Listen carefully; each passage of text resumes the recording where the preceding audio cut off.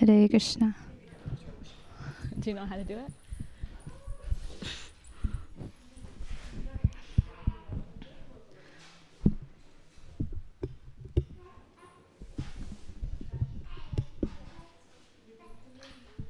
This thing doesn't stand.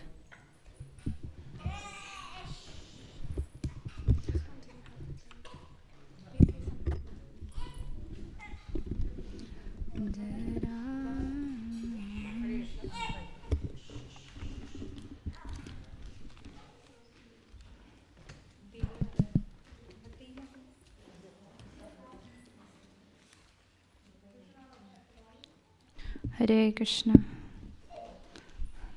Hare Krishna, everyone. We'll have the Gita class now. Before that, I'll just sing the Jai Radha Madhav song.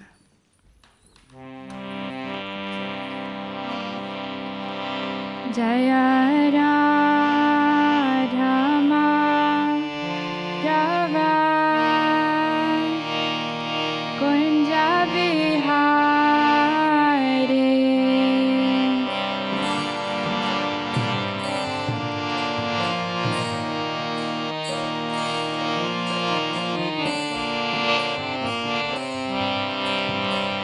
Radha Madhava Kunja Bihari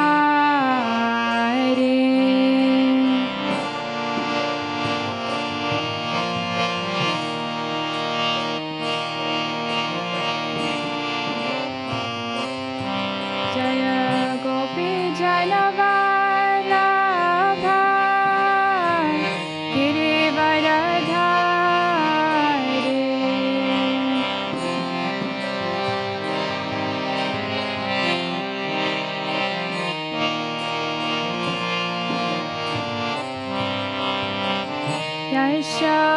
Yashodanandana Vrajajanaraञ्जना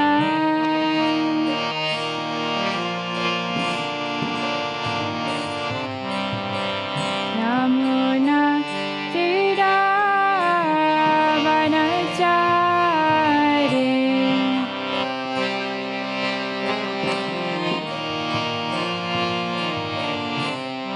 Jaya Radha Madhava Kunja Bihari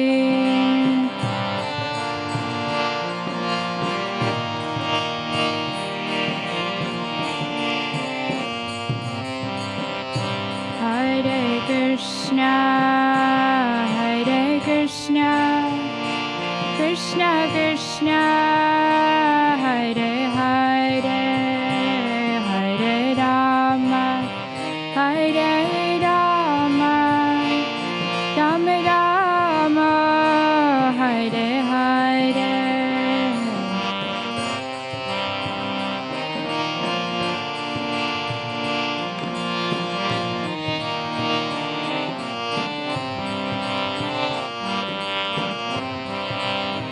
Hare Rama Rama Rama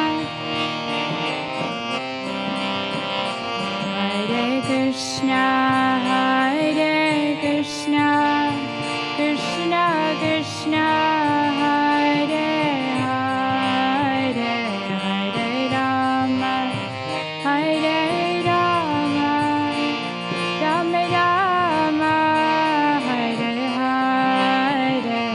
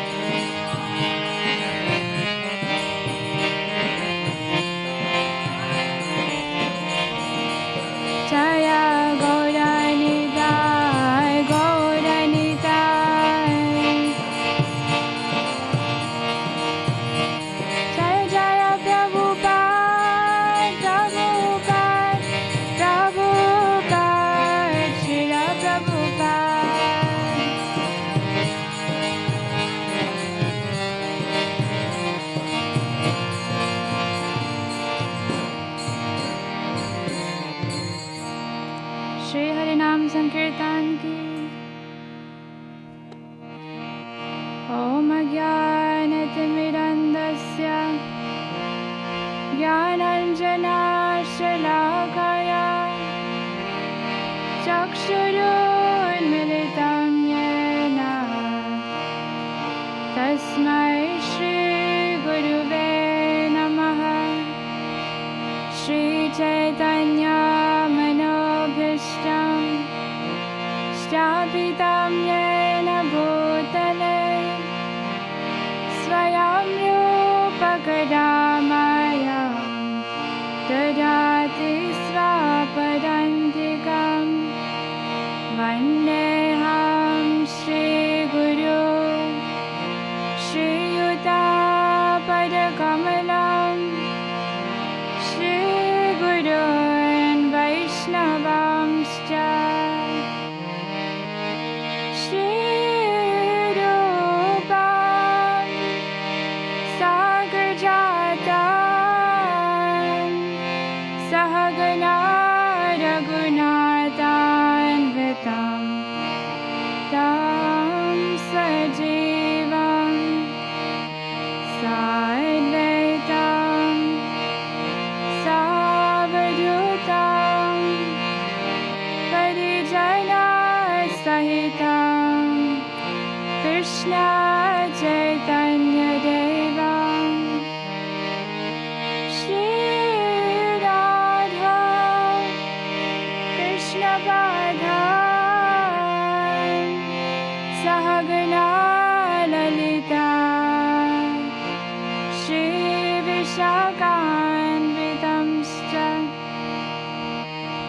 हे कृष्ण करुणा सिन्धु दीनबन्धु जगत्पते गोपेश गोपिका कान्ता श्रीराधा कान्ता नमोऽस्तुते। तप्तकाञ्चन गौराङ्गे राधे वृन्दावनेश्वरी वृषभानुसुते देवी प्रणमामि हरिप्रिये। पञ्चकल्पतरुभ्यश्च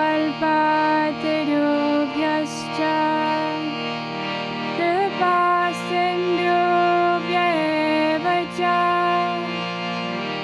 पतितानां पावनेभ्यो वैष्णवेभ्यो नमो नमः। नमो विष्णुपादाय कृष्णपृष्ठाय भूतले श्रीमते Bhaktivedanta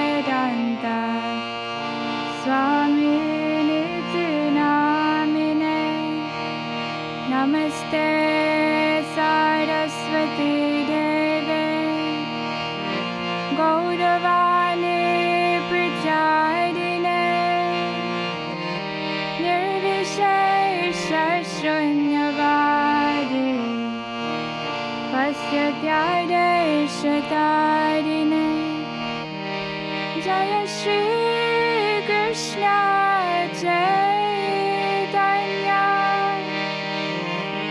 Prabhu Nityananda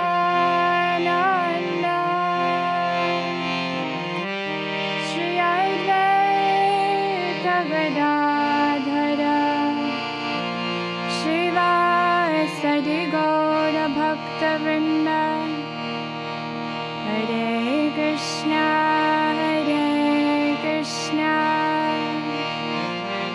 Krishna Krishna Hare Hare Hare Rama Rama Rama Hare Hare.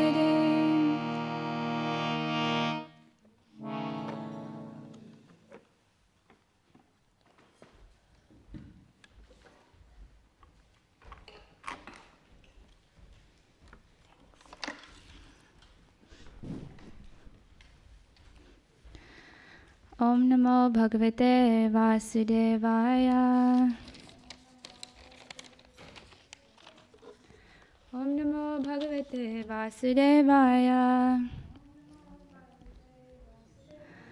Om Namo Bhagavate Vasudevaya. Hare Krishna. So today we're going to be reading from the Bhagavad Gita. Is it any of your first time here? No, all of you come regularly. So all of you know Bhagavad Gita, yeah? Yeah. Bhagavad Gita is a very beautiful book. Bhagavad means like Bhagavan, the Supreme Personality of Godhead, Krishna. And Gita means song. So Bhagavad Gita is the song of Krishna to Arjuna. And it said that actually Arjuna, he represents all of us as well. So this is, Bhagavad Gita is Krishna's song to all of us, to give us knowledge, to give us inspiration, to give us hope. So today we're reading from chapter 1, the verses text 32 to 35. Before I begin, before I read today's verse, I'll just give a brief summary of what's been happening since the beginning of the chapter. So the Bhagavad Gita begins with Dhritarashtra asking Sanjaya about the events that are happening at Kurukshetra. It begins with Dhritarashtra. He says, Dharma kshetre kurukshetre samavedha yutsava mamaka pandavaschaiva kimakurvata Sanjaya. Dhritarashtra says, O Sanjaya, after my sons and the sons of Pandu assembled in the place of pilgrimage at Kurukshetra, desiring to fight, what did they do? And then Sanjaya, he begins by explaining what's happening at Kurukshetra. So he explains how both the armies of both sides, they were assembled there, and they were both preparing themselves for the battle. And at that time, Arjuna, he asked Krishna to take his chariot in between both of the armies, so that he can see everyone who came there to fight, who he'll have to fight with in this battle. And then, so it's very interesting that Lord Krishna, even though he's the Supreme Personality of Godhead, he accepts this very humble role as chariot driver for Arjuna. We can see at that time also the caste system was very prominent in India. Just like we can see from the life of Karna, probably many of you know Karna. He was refused many times in life, many opportunities, because he was known as the son of a chariot driver. Even though actually he was Kunti's son, but people didn't know that. They thought that he was the son of a chariot driver. When he went to Draupadi's Swayamvar and he wanted to marry Draupadi, Draupadi refused that. I will not marry the son of a chariot driver. And also when he wanted to learn the military art from Parshuram, Parshuram wouldn't accept someone as his student who was a chariot driver. So that shows us the position of a chariot driver, how low it was in society that day. But Krishna is so loving to his devotees that he accepts such a low role. He doesn't mind getting criticized by others or other people looking down on him. Krishna just wants to please his devotees. And out of love for his dear friend Arjuna, he accepts this role as a chariot driver. There's a nice story of one South Indian Brahmin. This happened like about 500 years ago. he was illiterate. And his Guru Maharaj, he gave him the order that, I want you to read the 18 chapters of Bhagavad Gita daily. So the disciple, he was like, how is that possible? Like, I'm illiterate, I can't read anything. But he was like, what to do? If Guru Maharaj gave me this instruction, I have to try to follow it. So every day he would just take the Bhagavad Gita and he would flip through the pages like he was reading. He would try, but obviously he couldn't read. And people who knew him, they would mock like, oh, what are you reading? You can't read. But he would just continue reading anyways. He said, this is my Guru's instruction, and he had that faith that I must follow what my Guru Maharaj tells me to do. And then one day, Lord Chaitanya, he was visiting South India. And then he noticed this Brahmin reading Bhagavad Gita. And he saw how people were laughing at him and mocking him. And he heard that he was illiterate, that he couldn't read. But then he was observing this Brahmin for some time, and he noticed that sometimes tears would come to his eyes. And that these tears were tears of love for Krishna, love for God. So then Mahaprabhu was like, he approached that Brahmin and he asked him that, Brahmin, what are you reading? And then the Brahmin could understand that this is not someone who came to joke with me, this person is serious. So he explained to him that my Guru Maharaj, he gave me this instruction to read the 18 chapters of Bhagavad Gita daily, but I'm illiterate, so I can't read it, but still I just take the Bhagavad Gita and I'm trying my best. So Chaitanya Mahaprabhu, he said that, but I see sometimes that you're crying when you're reading Bhagavad Gita. How is that if you can't understand anything? Then the Brahmin, he said that, yeah, it's true, that sometimes when I just pick up this book, Bhagavad Gita, then I see one picture here.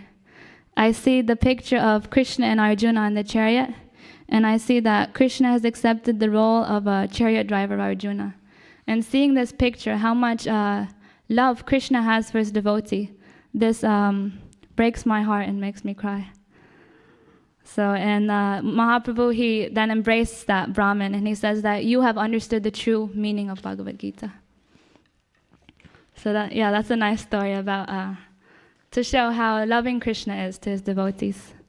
The devotees are trying to please Krishna, but Krishna is also trying to please his devotees. So then, Arjuna, he asked Krishna to please take his chariot in between both of the armies. And then Krishna takes the chariot right in front of all the big generals. So there he sees Bhishma Dev, who was his grandfather. Arjuna's father died when he was very young, and Bhishma practically raised him. So he had a lot of affection for Bhishma Dev. And then also he saw Drona, who was his military teacher, his guru. And he saw so many of his different relatives and friends. And then when he was looking at them and thinking that, I'm going to have to kill all of these people in this battle, then he was like, no, I can't do this. I can't kill my teacher. I can't kill my grandfather. I can't kill all of these friends. So then Arjuna turns to his friend Krishna, and he starts explaining his feelings to him. That it said that his entire body was trembling, his mouth was drying up, his bow was slipping from his hand, and he was completely confused as to what he should do. And so he starts giving many arguments to Krishna why he thinks he shouldn't fight this battle. And so that is what today's verse is. So I'll just read the Sanskrit. We can repeat the last one together. I'll read the first three. Kim no rajena govinda, kim bhogir jivitena va, yesham artha kangshitam no, rajyam bhoga sukani cha. Taime vashtita yudhe pranam styaktva dhanani cha, acharya pitara potras tataiva cha pitamaha. Matula swashura potra shalya sambandhinastata, etanna hantu michami gnatopi madhusudhana. So we'll do this last verse with repetition. You can please repeat after me. Api trailokya rajasya hetu kim nu mahi krite nihatya dharta rashtrana kapritisya janardana. Would anyone like to try? sing the verse. Api Trailokya Rajasya Hetu Kim No Mahikrite Nihatya Dhartarashtrana Kapritisya Janardana Api Trailokya Rajasya Hetunam Vikrite Nihatya Dhartarashtrayanam Kapritisya Janardana. Okay, so I'll do the word for word. Kim, what? What you say? Naha, to us. Rajena is the kingdom. Govinda, O Krishna. Kim, what? Bhogai, enjoyment. Jivitena, living. Va, either. Yesham, of whom. Arte, for the sake. Kangshitam, is desired. Naha, by us. Rajyam, kingdom. Bhoga, material enjoyment. Sukhani, all happiness. Cha, also. Te, all of them. Ime, these. Avashtita, situated. Yudhe, on this battlefield. Pranan, lives. Tyaktva, giving up. Dhanani, riches. Cha, also. Acharya, teachers. Pitara, fathers. Putra, sons. Tata, as well as. Eva, certainly. Cha, also. Pitamaha, grandfathers. Matula, maternal uncles. Svashura, fathers-in-law. Potra, grandsons. Shyala, brothers-in-law. Sambandhina, relatives. Tata, as well as. Etan, all these. Na, never. Handum, to kill. Ichami, do I wish. Gnata, being killed. Api, even. Madhusudhana, O killer of the demon Madhu. Krishna. Api, even if.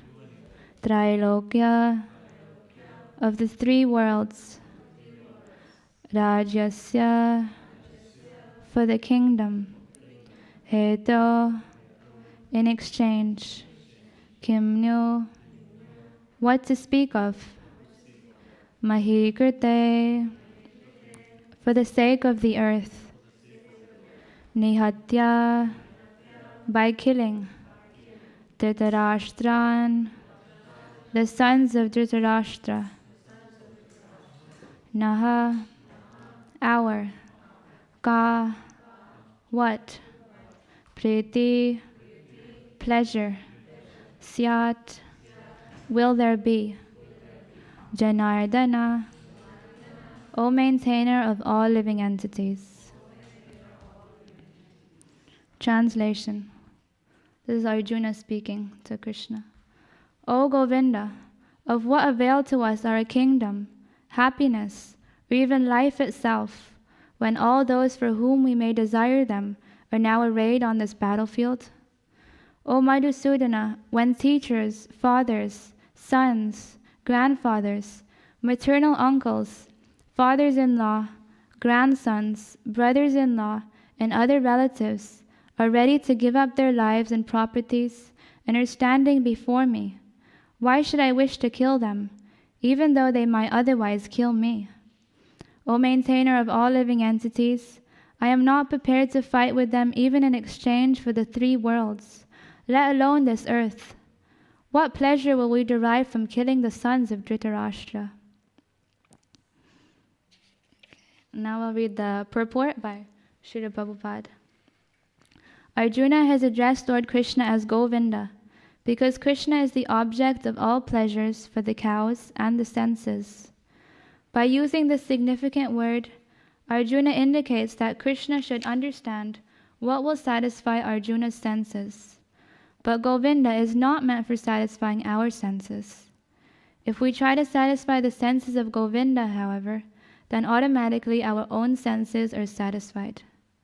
Materially, everyone wants to satisfy his senses, and he wants God to be the order supplier for such satisfaction. The Lord will satisfy the senses of the living entities as much as they deserve, but not to the extent that they may covet.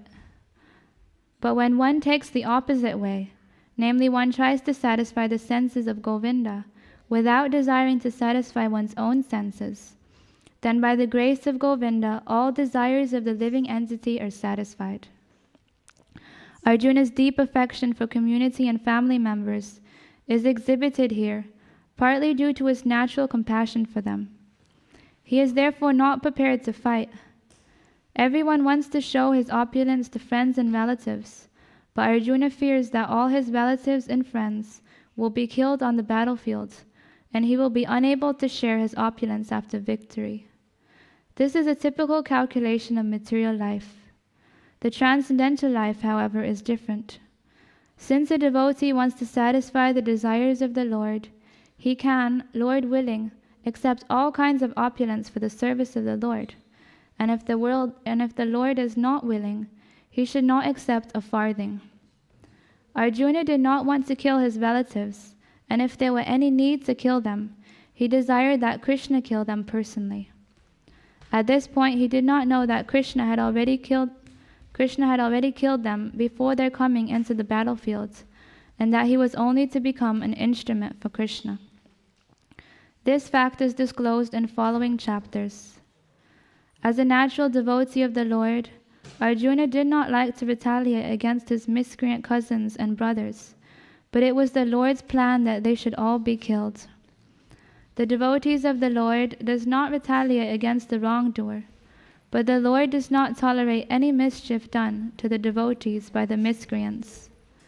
The Lord can excuse a person on his own account, but he excuses no one who has done harm to his devotees. Therefore the Lord was determined to kill the miscreants, although Arjuna wanted to excuse them. Srila Prabhupada ki. So in this verse here, Arjuna gives many different arguments and reasons why he thinks it's not a good idea to fight the battle. And in the purport, Srila Prabhupada, he analyzes Arjuna's different arguments. And some of them he lists as coming from Arjuna's divine nature as a devotee. And others he lists as like a demoniac tendency. So in the beginning, Srila Prabhupada, he says here that Arjuna has addressed Lord Krishna as Govinda because Krishna is the object of pleasures for cows and senses. Yeah, go can mean either cows or it can also mean senses. Like we have Goswami, that means master of the senses. So Govinda, the master of one who gives pleasure to the cows or one who gives pleasure to the senses.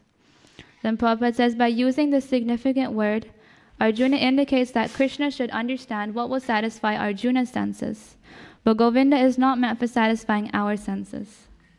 So here Arjuna is saying that, Krishna, you are Govinda. You are one who satisfies the senses.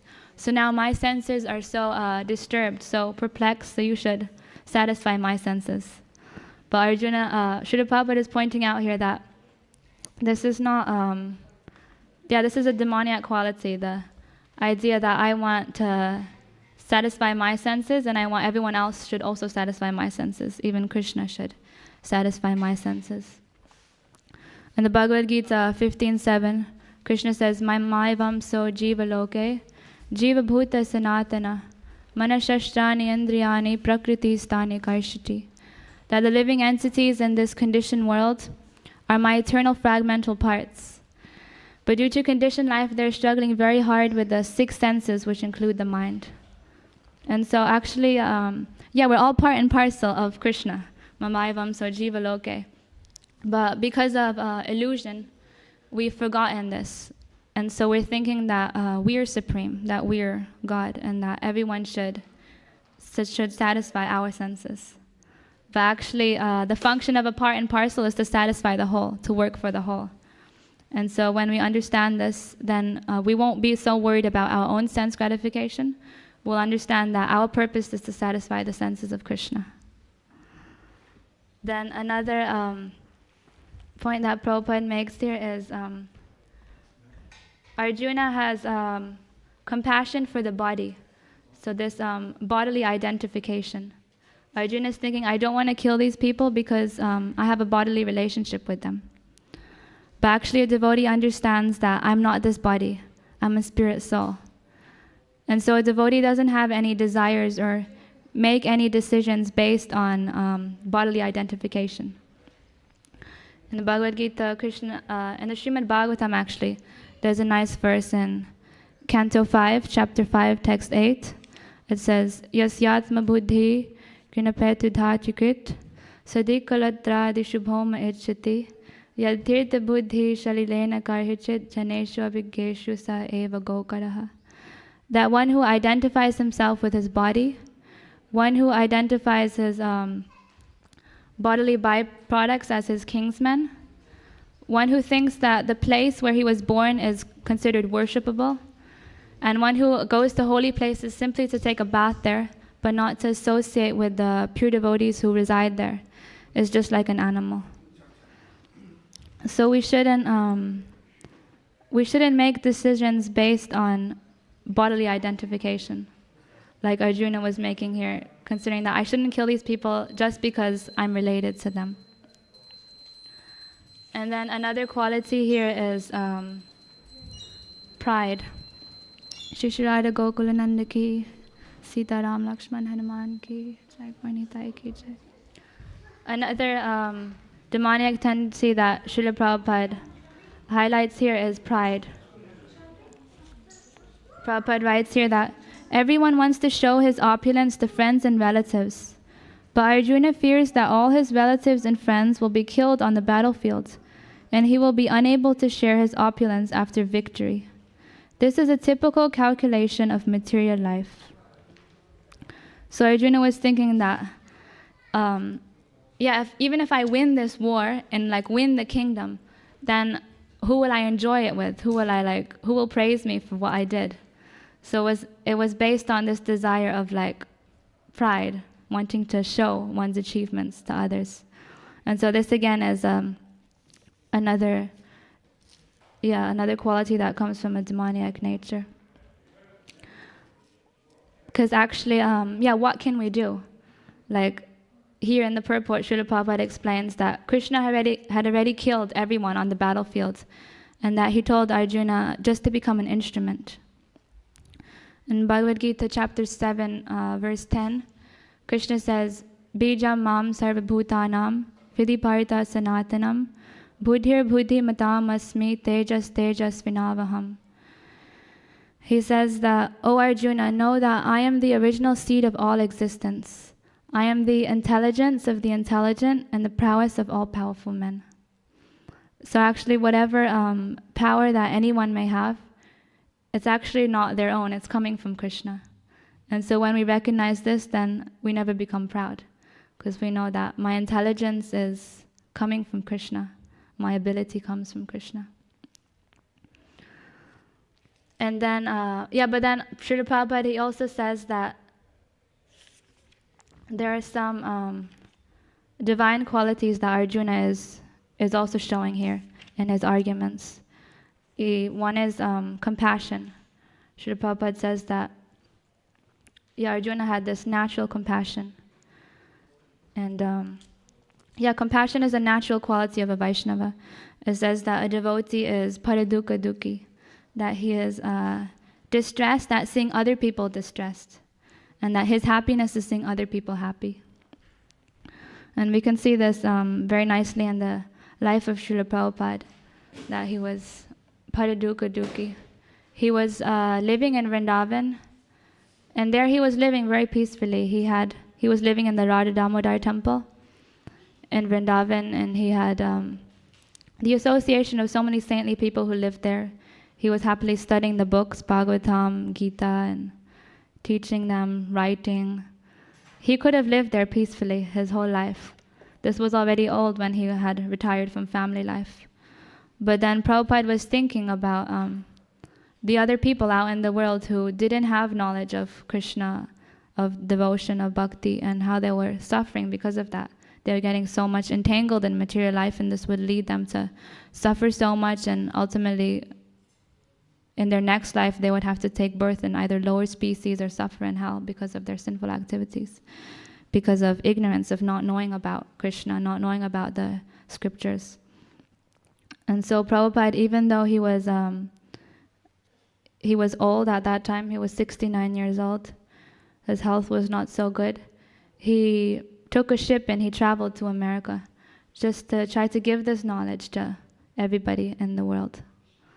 So that is the quality of a Vaishnava, that he is paradukkha dukhi. He is always, personally he has no distress because he's always happy in Krishna consciousness. But he's sad seeing the suffering of other people.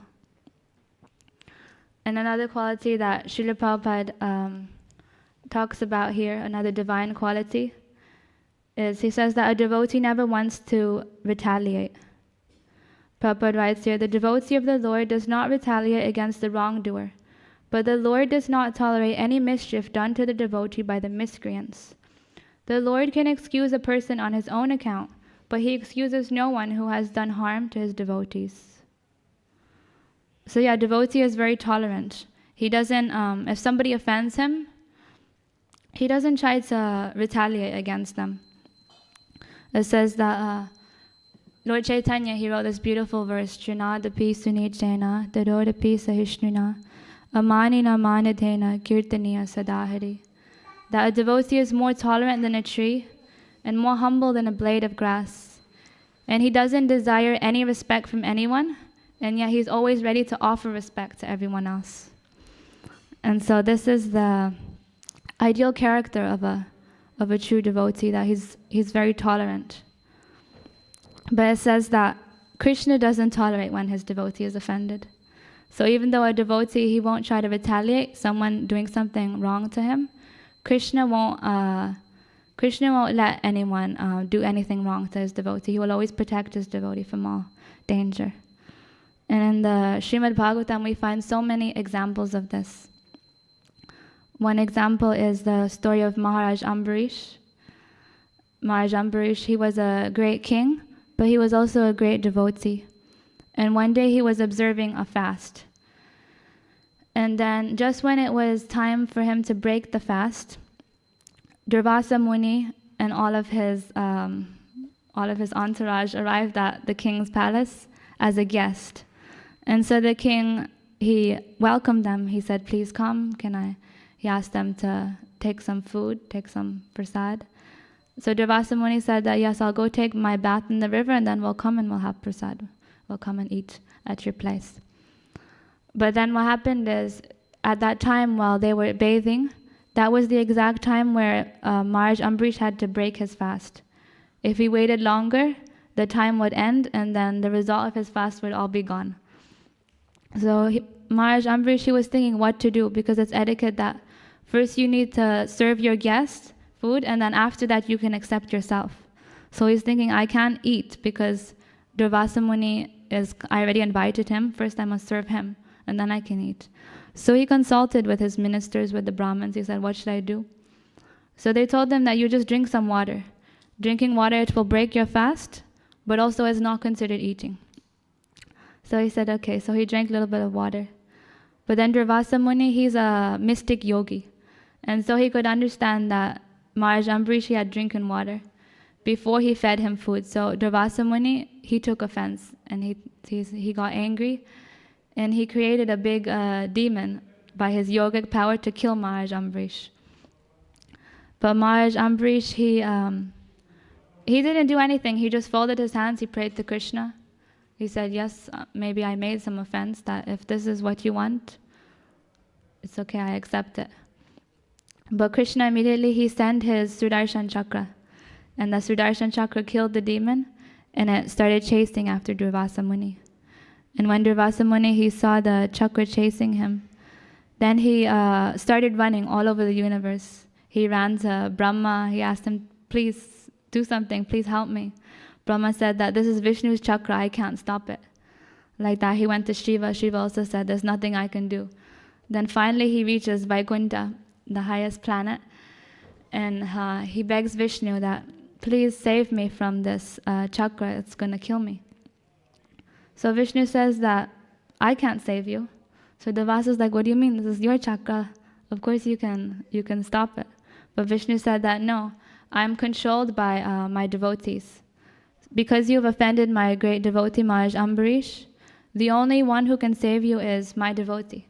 So you have to go back to Maharaj Ambarish and beg forgiveness from him. And so when Durvasa Muni did that, immediately Ambarish Maharaj, he said that, no, there's no offense, I forgive you. But that shows the nature of a devotee, that he doesn't try to retaliate, even though someone might be unfair to him, someone might try to harm him. And also that Krishna, he is always ready to protect his devotees in all circumstances. So there's many, many other stories. There's also more recently, like 500 years ago, there's the pastime of Lord Nityananda with Jagai and Madai. Lord Nityananda, he was going around to everyone and begging them to please take the name of Krishna, chant Krishna. And he came to these two drunkards. Their name were Jagai and Madai. They were very sinful. And he fell at their feet and he said, I have one request. I beg you, please chant the name of Krishna. It will make you happy. It will make you attain all success in your life. But these drunkards, they were very, very sinful. And one of them, they took a clay pot and they threw it at Lord Nityananda's head. And blood started flowing from his head. But Nityananda, he didn't mind. He said that, I don't mind if you hurt me. I still beg you, please just chant the name of Krishna for your own good. And then, but at that moment, Lord Chaitanya, he came with his Sudarshan Chakra, and he was very angry that they had hit Nityananda Prabhu. And he was about to kill them, but Nityananda Prabhu, he fell at Lord Chaitanya Mahaprabhu's lotus feet, and he said, please don't kill them, please give them your mercy. Nityananda Prabhu, he is also Adi Guru, he's Balaram. So he's teaching us the example of what is a true Vaishnava character, what is a true devotee's character. That a devotee is always tolerant and always just trying to do good for others. He's not so concerned about his own safety, his own self. He just tries to please Krishna, and then Krishna, he takes full care of his devotees who are surrendered to him. So in this purport, Srila Prabhupada, he does like you could say like a desire analysis or like a thought analysis. He's analyzing based on Arjuna's arguments. He analyzes some of them as coming from a demoniac nature, demoniac tendency, and others from divine qualities of a Vaishnava. It's said that in the beginning of creation in Satya Yuga, that demons and demigods, they lived on different planets. Then in Treta Yuga, demons and demigods, they lived on the same planet but in different parts, like different countries. Then in Dvapara Yuga, demons and demigods, they lived like in the same family, in the same homes. But that is said that in this age of Kali, that demons and demigods, they live within the same heart. So all of us can see this, that sometimes we have very bad desires, bad thoughts that just, comes from our heart. And sometimes we have very good thoughts, good intentions. I was reading in Radhanath Swami, he wrote a very nice book. It's called The Journey Within. And there he gives the example of two dogs. So it's, two dogs, and they're both barking, they're both fighting, and they're both trying to conquer the other one. And so Maharaj says that these two dogs, one is a good dog and one is a bad dog. And both of them are constantly competing for superiority. And that these two dogs, they represent the divine and the demoniac qualities within each one of our hearts. And whichever dog is strongest is whichever dog we choose to feed. And the way we feed the dog is by choosing to accept those qualities. So when we're in a situation, when we choose to act right, when we choose to do good in that situation, that is feeding the good dog. But if we choose to not listen to our good thoughts and rather take the bad thoughts, that's feeding the bad dog. So the way it works is we just have to keep feeding the good dog, keep doing the right thing, and then gradually the bad dog gets weaker and weaker and weaker. And then that way we become very strong in acting righteously, acting properly. So that's a nice analogy that Maharaj gives. Yeah, but then sometimes you can also say that it's not so simple as just like good and bad, or like dharma and adharma. Because Arjuna, it seemed like he was following dharma. Like he was saying, why do I want to fight in this war? Like, I don't want to kill my teacher. I don't want to kill my guru. I don't want to kill all these people. If they want the kingdom, just let them have it. Like, I'll just go to the forest and like beg. It's okay.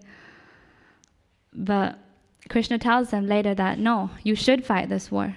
So we can say, why is Krishna telling Arjuna to fight the war? Isn't that like adharmic, and Arjuna is the one who's being dharmic? So obviously there's a reason behind that. But the point is that things are not always so like so clear like that. It's not that we just read Shastra and immediately we understand everything. It's said that spiritual progress, it runs on 3 tracks: Guru, Sadhu, and Shastra. And we have to take guidance from all 3 of these. Because otherwise we can be misled, or we can misinterpret Shastra. We can sometimes just take an instruction but not understand the purpose behind that instruction. We can follow rules and regulations but not understand why we're following them, and then follow them in the wrong way. Or we can take instruction from a great personality but not understand the intention behind why he told us to do that, and then end up doing something which is actually against his desire. There's recently I was doing the disciple course, and my teacher, he told me one story. It was that there was a guru and his disciple, and they were traveling. They were traveling on a horse, and this disciple, he was very dedicated to his guru. He said, I want to be like a perfect disciple. So I'm just going to follow everything that my guru says exactly. So they were traveling one day on a horse. Both of them were sitting on the horse. And then in the course of the long journey, the guru, he falls asleep. And then he drops his chadar on the way. So they keep going. The disciple, he doesn't do anything. And then after some time, like a few hours, the guru, he wakes up. And then he's like, hey, where's my chadar? And then the disciple's like, oh, long time ago, it fell off, like way back over there. And the guru's like, oh, why didn't you pick it up? The disciple was like, I just follow your instructions. You never gave me an instruction to pick up the chadar or pick up anything, so I didn't do it. And the guru's like, okay, now I give you the instruction. Whatever falls off the horse, you pick it up. So they continued the journey. And then after some time, the horse, he passes horse dung. And the disciple, he picks it up. And the guru's like, what are you doing? And the disciple's like, you gave me the instruction. Whatever falls off the horse, I should pick it up. And the guru is like, no, throw it away. It's like, now I give you the instruction. Whatever falls off the horse, you pick, whatever falls from the horse, don't pick it up. So they keep traveling, and then after some time, the guru, he falls asleep again. And they start traveling on a bumpy area, like up the hills, and then the guru, he falls off the horse. And then the disciple and the horse, they keep going, because the disciple says, my guru gave me the order that whatever falls off the horse, I shouldn't pick it up. So yeah, the moral of that story is that we have to understand the purpose behind an instruction.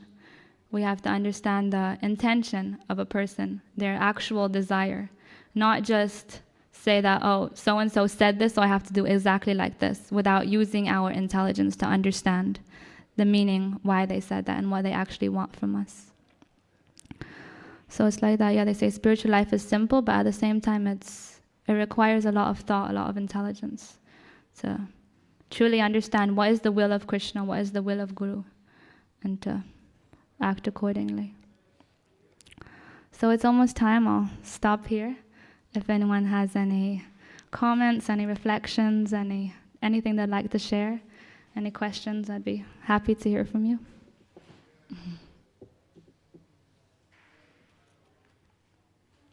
Yeah.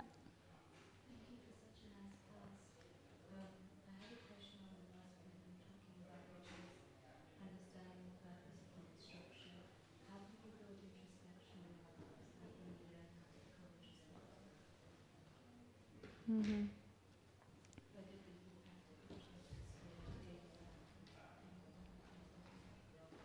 Mm-hmm. Sorry? Uh-huh. Okay, so her question is, how can we become introspective in our life so that we can learn to follow Guru or Shastra in the proper way, yeah? Okay. How to become introspective in life. I think one thing is also just to read the Shastra thoroughly would be one thing, and Srila Prabhupada, he gives purports explaining very nicely all of the verses. So one thing I think would be just to become familiar with Shastra overall, not just knowing parts of Shastra and then acting according to that or accepting that as everything, but to have a good broad understanding of Shastric knowledge in general. Because that will help us to understand in a particular situation what exactly would apply to that situation. And then also, it's same with Guru. I think it would take some time to spending time with the Guru to really understand what are his desires, what are his goals, what are his intentions. Because if you know a person's personality well, then you can understand when they say something that you know them very well, so you know exactly what they want and where this instruction is coming from and how this instruction would practically they would want you to practically apply that in your life. So yeah, I would say becoming familiar first of all with the Shastras or with the Guru, and then also obviously using our intelligence to understand, not just blindly follow, but then use our intelligence. And then we can also cross-reference, if Guru says something but we're not sure, then we check with Shastra or we check with sadhus, just to confirm that my Guru Maharaj told me this, is this actually what he wants from me, or how should I practically follow this in my life? Or we could also ask the Guru to clarify if it's not so sure. But it's important that we always have that intelligence and consider that, okay, my Guru Maharaj gave me this instruction, and now is this actually just following it straight like that? Is this actually what he wants from me? So yeah, I think just to think deeply and to study, to get to know the person.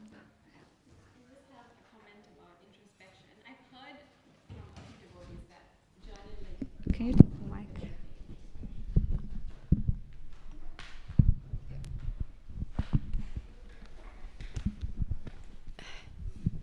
Hare Krishna. So I've heard from a few devotees that journaling helps to develop introspection, when we reflect and write down our realizations, our questions, and it just creates a more measured approach to our spiritual life. And we can get more in touch with how we feel and understand what's our feelings and what's coming from Shastra and how to apply Shastra to our lives in some way. Yeah, thank you, Surabi, for that point. Sometimes just like writing down our thoughts helps us, like when we can see it in front of us, then we can like make better sense of it. And so, yeah, journaling definitely is one very practical and helpful way for becoming more introspective. Does anyone have anything else they'd like to say? Otherwise, it's almost 7 o'clock. Arti will be in like 2 or 3 minutes. So we can pack up here, get ready for Arti. Thank you very much for attending. Srila Prabhupada ki.